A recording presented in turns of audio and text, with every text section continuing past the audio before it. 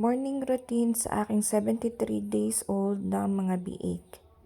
So, inintroduce ko na po sa kanila ang wet feeding. So far, okay naman po, hindi po sila nagtatae.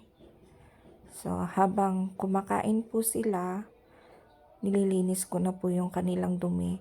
Good thing po kasi doon lang sila sa gilid ng kulungan dumudumi.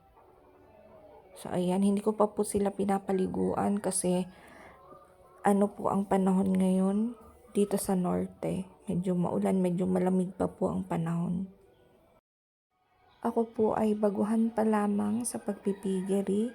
So, nag-ano po kami na padala-dalawa po muna habang inaaral ko po kung paano mag-alaga. Yung pong aking first batch ay bale 3 months lang po siya nang idinispose.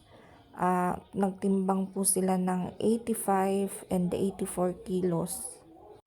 At ang live weight po dito sa lugar namin is 160.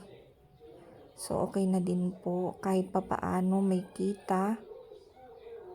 Sa lugar nyo po, magkano po ba ang live weight ngayon? Ano po ba ang mas maganda?